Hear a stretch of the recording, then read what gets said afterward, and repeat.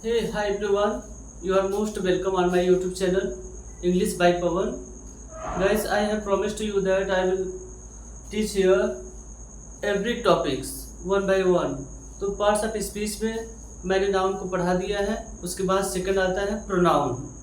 तो आज हम लोग प्रोनाउन के बारे में समझेंगे कि प्रोनाउन होता क्या है, कैसे यूज होता है, कितने काइंड्स होते हैं। These all things we are going to read here. Okay, तो सबसे पहले देखिए प्रोनाउन।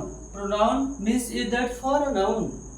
प्रोनाउन वह है फॉर अ नाउन, मतलब कि नाउन के लिए एक ऐसा वर्ड जो किसी नाउन के लिए यूज होता है उसी को प्रोनाउन कहते हैं।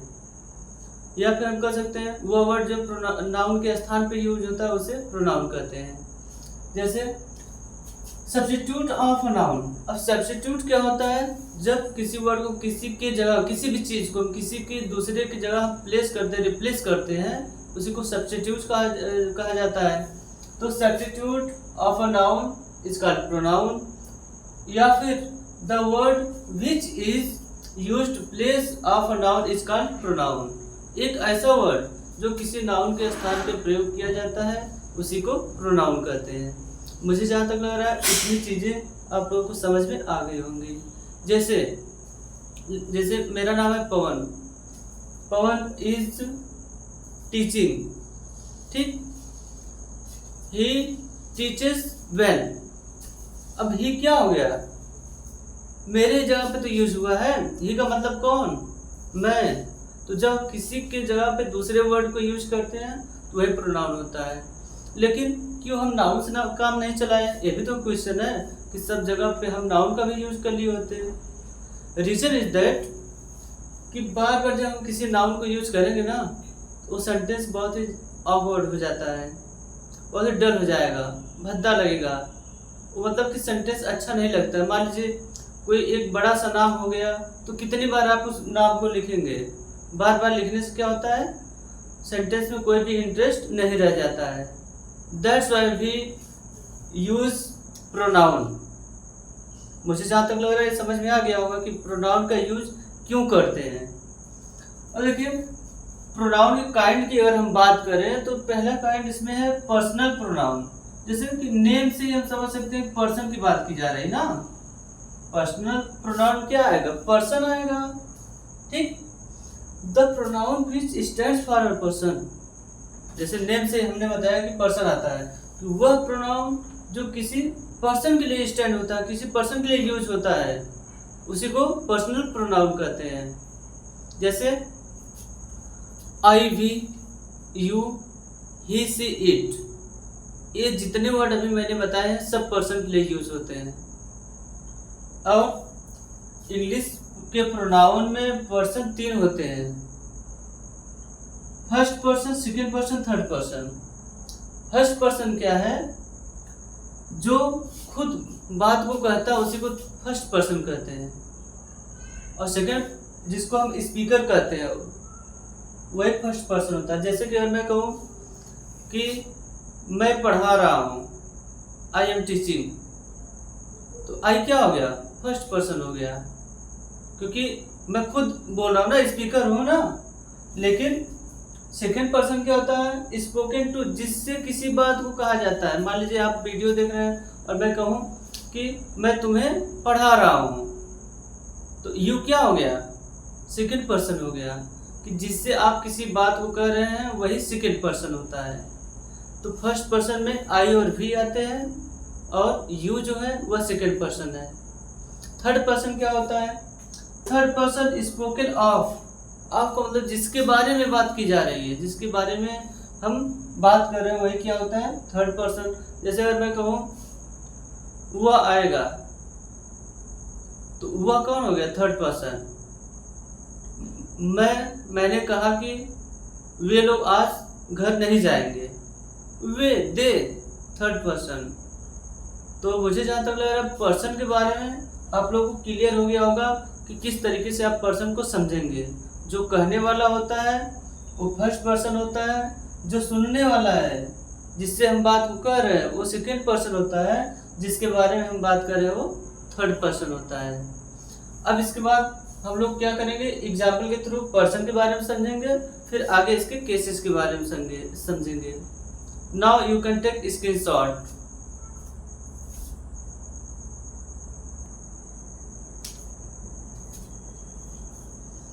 हे हाय एवरीवन, मुझे लग रहा है आप लोग स्क्रीनशॉट ले लिए होंगे।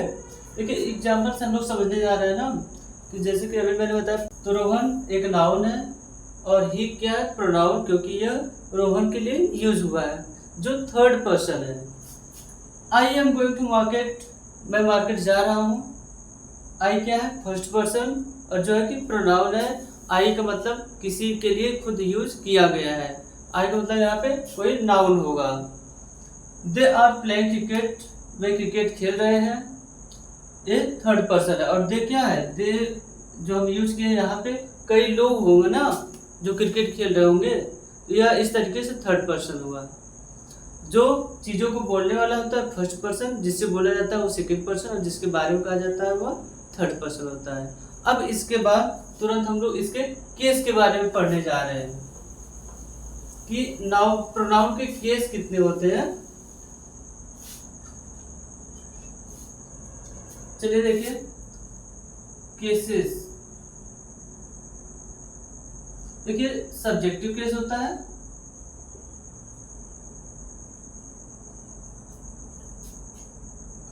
ऑब्जेक्टिव केस होता है, सब्जेक्टिव को नॉमिनेटिव भी कहा जाता है, और पजेसिव केस होता है। केस 3 होते हैं, ठीक। अब जैसे आई और वी, ये दोनों फर्स्ट पर्सन में आते हैं सब्जेक्टिव केस में। यू सेकंड पर्सन है, he she it and they third person, ठीक। अब देखिए आई का हो गया मी, ऑब्जेक्ट है ना, तो मी हो जाएगा। वी का अस, यू का यू ही होता है, ही का हिम, सी का हर, इट का इट ही होता है, इट इट्स इट, दे का देन, ठीक। अब देखिए पजेसिव केस क्या होगा, आई का माई होता है,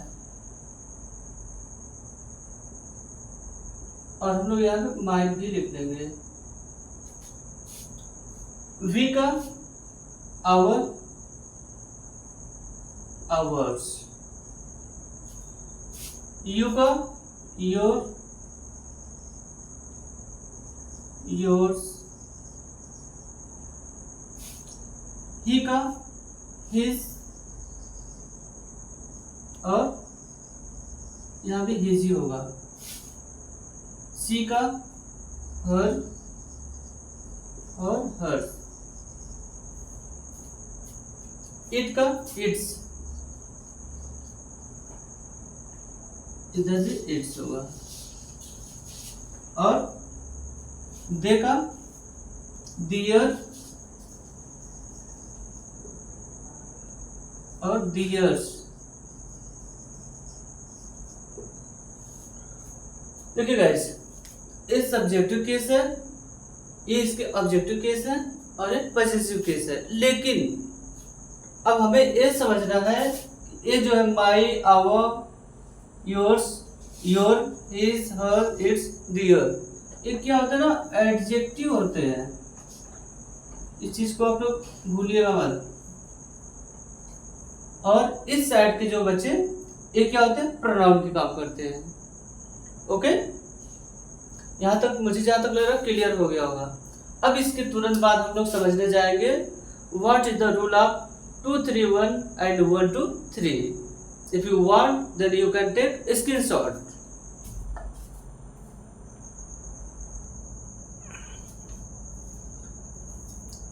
आगे हम लोग रूल 2 3 1 एंड 1 2 3 कि 2 3 1 रूल क्या होता है, 1 2 3 क्या होता है। There are many confusion between both. बहुत ही ज़्यादा कंफ्यूज होते हैं हम, अक्सर इसमें गलतियां कर बैठते हैं। अब देखिए रूल 2 3 1 क्या होता है। 2 का मतलब सेकेंड पर्सन, 3 का मतलब फर्स्ट पर्सन और 1 का मतलब फर्स्ट पर्सन। जब कोई भी सेंटेंस पॉजिटिव होगा, यूनिटी शो करेगा और उसके साथ साथ सिंगुलर प्रोनाउंस आए होंगे, तब वहाँ पे 2 3 1 होता है। प्रोनाउन का जो सीक्वेंस होता है, मान लीजिए एक ही सेंटेंस में कई प्रोनाउन आ गए, उसका क्या आप सीक्वेंस रखेंगे? तो अगर वह पॉजिटिव सेंटेंस होगा, उसमें यूनिटी को शो किया गया होगा, सिंगुलर प्रोनाउंस होगा, तब हम क्या करेंगे? उसको 2 3 1 सीक्वेंस में रखेंगे।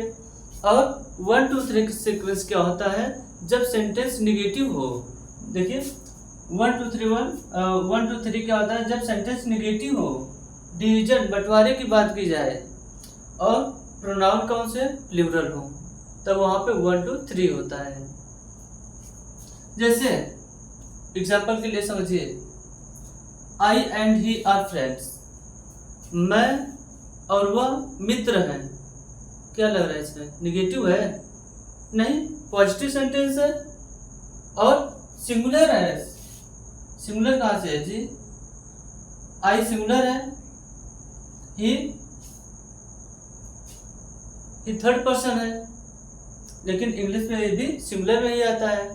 तो हम देखिए सीक्वेंस क्या रखेंगे? 2 3 1। तो 2 तो इसमें है नहीं, 2 नहीं है। अब 3 है, हाँ ही है, तो हम सबसे पहले क्या करेंगे? ही कर देंगे, ही एंड। अब उसके बाद फर्स्ट है 2 3 1, तो 3 हो गया और उसके बाद 1, आई आर फ्रेंड्स। तो ही एंड आई आर फ्रेंड्स। अब जाके ये सेंटेंस सही हुआ। क्यों? क्योंकि सेंटेंस पॉजिटिव है और सिंगुलर प्रोनाउंस भी है, दैट्स व्हाई। अब देखिए जो आई होता है ना, वो सिंगुलर में भी आता है, प्लूरल में भी आता है, so don't be confuse. Second example हम लोग देखते हैं, I you see can manage this situation. ये भी सेंटेंस पॉजिटिव है और प्रोनाउन फर्स्ट पर्सन है, थर्ड पर्सन है, ये भी थर्ड पर्सन है। नहीं, फर्स्ट पर्सन है, सेकेंड पर्सन है, थर्ड पर्सन है। ठीक, तो क्या होना चाहिए? जब सेंटेंस पॉजिटिव है तो क्या करेंगे? 2 3 1 ही करेंगे। तो देखिए 2, सबसे पहले हम क्या करेंगे? इसमें यू कर लेंगे, 2 हो गया। अब 3 थर्ड पर्सन क्या है? सी, तो 2 3। अब उसके बाद आई करेंगे 1, तो हो गया you see and I can manage this situation. Third example हम लोग देखते हैं, you and I have committed a crime. तुम और मैं इस क्राइम को मतलब हमने किया है। अब देखिए तो हम यहाँ पे क्या करेंगे? सेंटेंस की मीनिंग जो है निगेटिव है और क्या है? प्लूरल है। ठीक, तो अब हम क्या करेंगे? 1 2 3 फॉलो करेंगे। तो सबसे पहले हम क्या करेंगे? आई एंड यू। अब जाके ये सेंटेंस सही हो गया है। अब देखिए, we you and they are living for Mumbai. हम, तुम और वे मुंबई के लिए रवाना करने वाले जा रहे हैं। तो सेंटेंस पॉजिटिव है और उसके साथ साथ क्या है कि इसमें सिंगुलर नहीं आया है, तो इसलिए हम क्या करेंगे? इसमें 1 2 3 ही फॉलो करेंगे। तो 1 फर्स्ट पर्सन 1 हो गया, आई और बी होते हैं। सेकेंड यू हो गया, यू, और थर्ड पर्सन दे हो गया। इसलिए this sentence is fully correct, there is no correction in this sentence. और you and I will be punished. तुम और मैं दोनों क्या किया जाएगा? पनिश्ड, हम लोग पनिश्ड होंगे। ठीक, तो सेंटेंस को पहले देखते हैं। निगेटिव लग रहा है, पनिश्ड की बात की गई है ना, तो निगेटिव है तो 1 2 3 आना चाहिए। तो सबसे पहले यहाँ पे I and you will be punished. अब देखिए, ये तो हम समझ गए कि कैसे यूज करना है, लेकिन इसको याद कैसे रखेंगे, ये भी तो एक समस्या है। जानना पड़ेगा कि इसमें कंफ्यूजन ना हो। तो इस तरीके से हम समझते हैं कि 2 3 1 कब आता है। जब पॉजिटिव के लिए होता है, तो मान लीजिए आप एग्जाम में पास हो गए, एक पॉजिटिव चीज़ है ये। उसके बाद आप कोई पोजीशन गेट कर लिए है और आप जाते हैं अपने सर के पास, तो ये थोड़ी कहेंगे कि मैंने अपने बल पे लाया है। सबसे पहले क्रेडिट आप सेकंड पर्सन को देंगे ना, कि आपकी वजह से ये सब हुआ है। तो सेकंड पर्सन 2 आ गया जब सेंटेंस पॉजिटिव होगा, ठीक, 2। फिर आप ही नहीं, मेरे पेरेंट्स का भी साथ है इसमें, उन लोगों का भी कॉपरेशन रहा है, या फिर मेरे फ्रेंड्स का भी कॉपरेशन रहा है। तो इसलिए इस तरीके से हम थर्ड पर्सन को लर्न कर लिए। और इसके साथ साथ हम कहेंगे आपका सहयोग था, मेरे फ्रेंड्स का सहयोग था, और मेरा भी था। लास्ट में अपने आप को जोड़ते हैं। तो इस तरीके से हम 2 3 1 को याद कर सकते हैं पॉजिटिव सेंटेंसेस के लिए। और जब भी कोई हम कोई मिस्टेक कर देते हैं, अगर बंदा सही है तो सबसे पहले वो अपने मिस्टेक को एक्सेप्ट करेगा। जब अपने मिस्टेक को एक्सेप्ट करेगा तो फर्स्ट हो गया। फिर उसके बाद क्या है, कहेगा कि मैं ही दोषी नहीं हूँ, मैं तो हूँ ही, और आप भी है, आप भी इसके लिए दोषी है, तो सेकेंड हो गया। और हम दोनों ही नहीं, तीसरा भी था, इस तरीके से थर्ड हो गया। तो जब निगेटिव मीनिंग होगी तो 1 2 3, और पॉजिटिव मीनिंग है तो 2 3 1। I think this is fully explained and you all have understand it very well। और आगे के जो काइंड्स बच रहे हैं एक एक करके मैं ऐसे ही पढ़ाता चला जाऊंगा। आई होप ये वीडियो बहुत ही यूजफुल होगी आप लोगों को, और ये आपको समझ में भी आ गया होगा। You can comment on my comment box and also you can give suggestion and feedback। Okay guys, thank you।